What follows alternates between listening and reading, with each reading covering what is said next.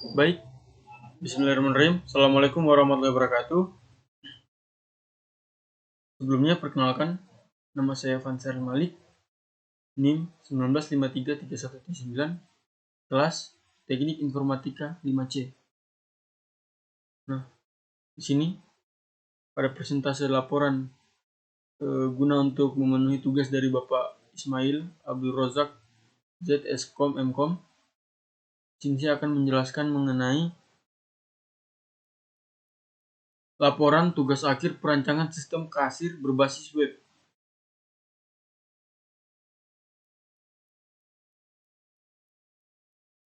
Langsung saja untuk mempersingkat penjelasan pada video kali ini, langsung masuk ke bab 1, pendahuluan.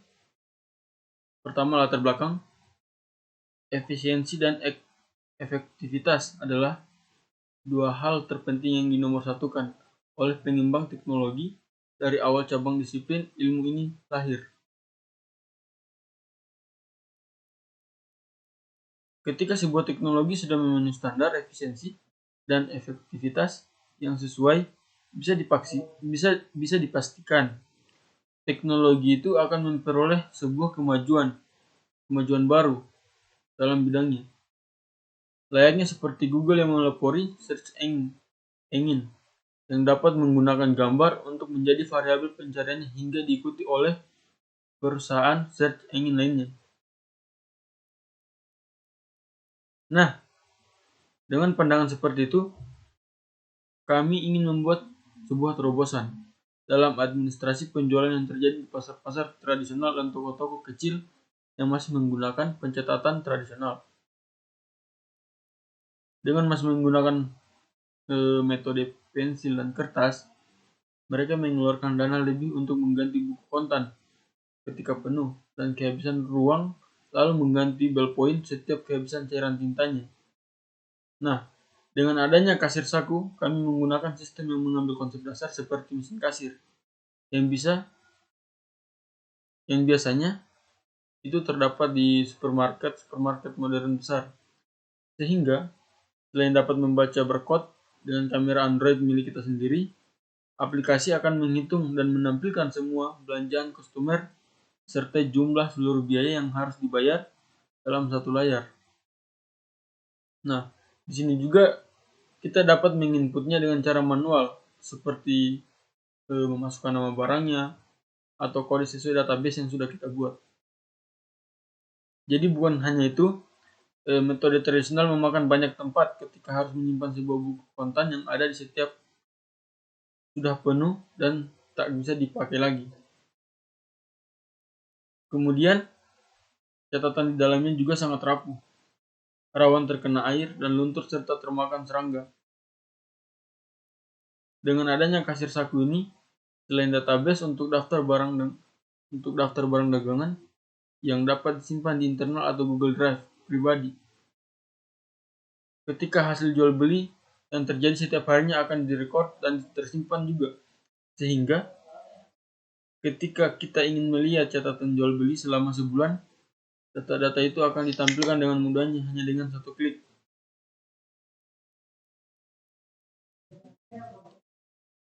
Lalu, beberapa miscellaneous kami tambahkan seperti barcode generator, nota tanda pembayaran berupa gambar JPG yang dapat di-share dengan mudah. Convert database menjadi file tip yang compatible dengan Excel dan masih banyak lagi ditambahkan. Nah, dengan ini semuanya kami ingin membuat terobosan baru dengan membuat aplikasi ini gratis dan selalu diupdate sepanjang waktu.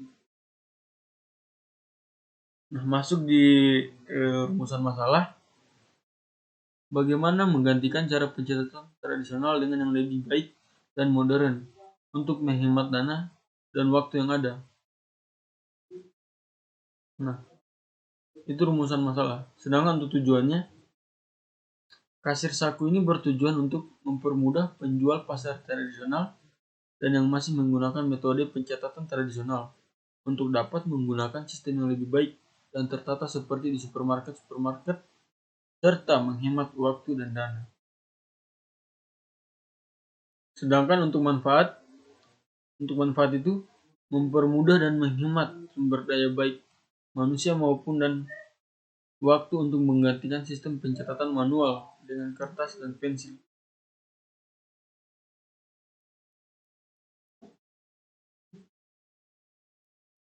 Nah, masuk di bab 2. Selanjutnya untuk penjelasan berikutnya saya serahkan kepada saudara saya, Dimas Nayaka Farsada.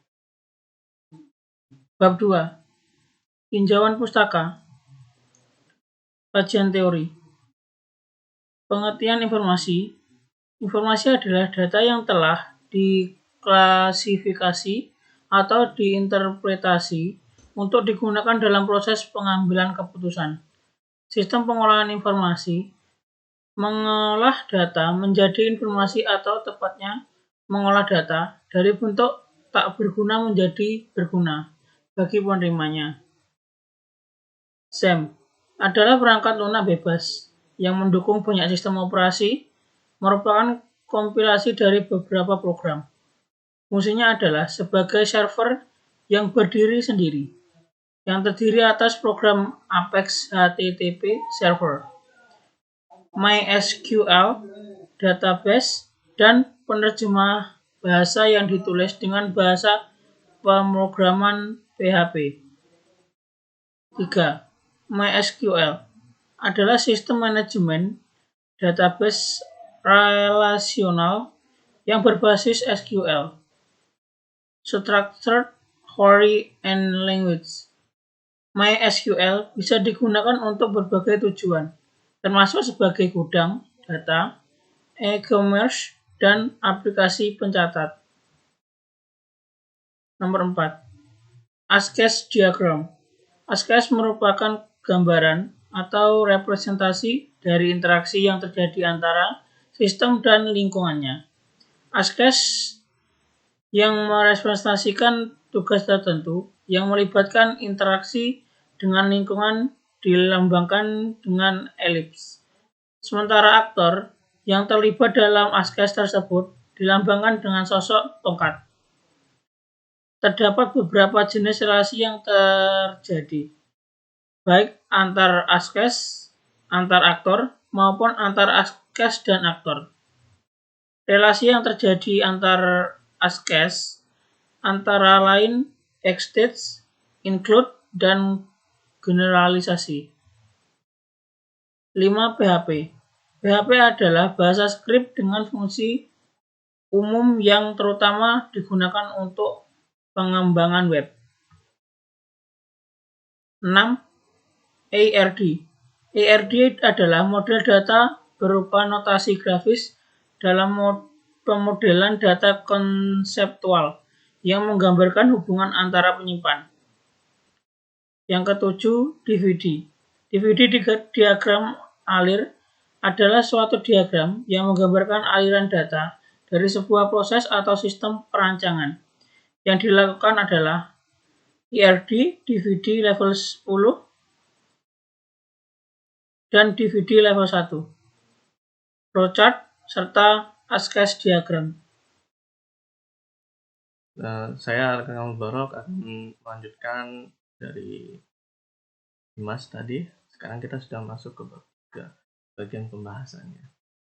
Di sini pertama kita disuguhkan tim kami ada 3 orang. Jadi Fansyah dan Malik itu bagian yang ketua atau seperti manajemennya. Lalu saya sendiri akan ngomong itu bagian database sama merancang aplikasi. Lalu Dimas yang barusan membaca itu bagian desain layout. Nah, di bagian kerja ini kita dimunculkan dengan DRD-nya.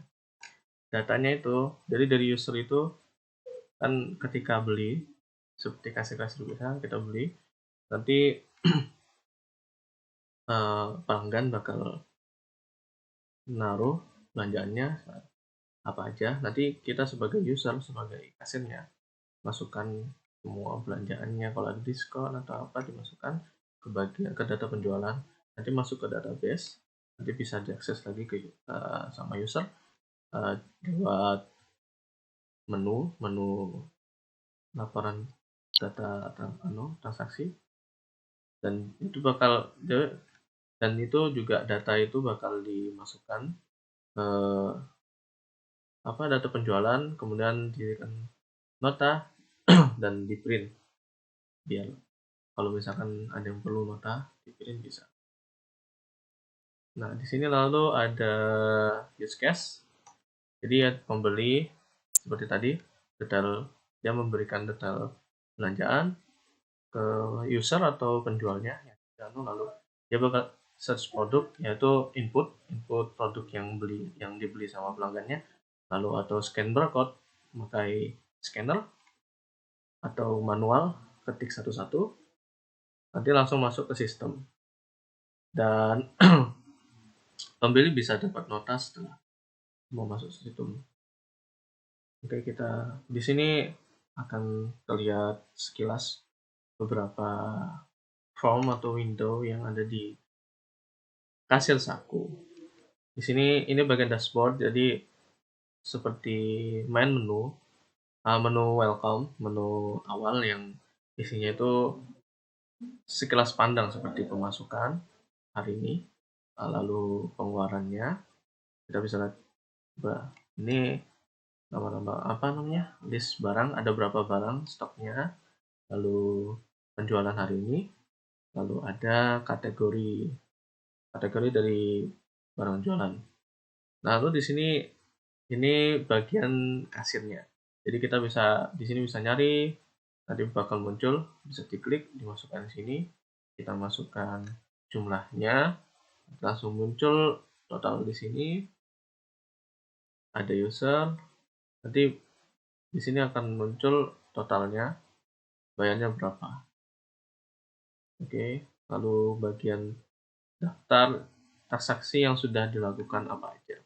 Jadi kita bisa lihat di sini, misalkan ada perlu laporan keuangan per bulan, jadi kita bisa laporan keuangan per bulan. Jadi kita bisa ngecek nih tahun berapa, bulan. Lalu ada bagian untuk listing barang atau stok. Jadi kita bisa nulis ada barang ini masuk kategori. Jadi kategorinya apa aja? Ya, TK, ada alat mandi, sama makanan ringan.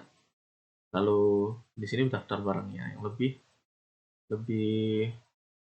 detail. Jadi tahu di sini sudah ada kategorinya plus sama barangnya apa aja. Setiap kategori ada apa aja.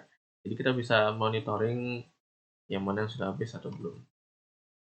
Di sini user mungkin nggak terlalu penting, jadi bisa naruh informasi atau apa. Mungkin kalau pedagang kecil mungkin nggak terlalu mikir untuk ganti-ganti seperti itu. Lalu ini untuk mengganti di bagian atas ini, itu informasi alamat seperti atau nama toko pemilik toko usernya.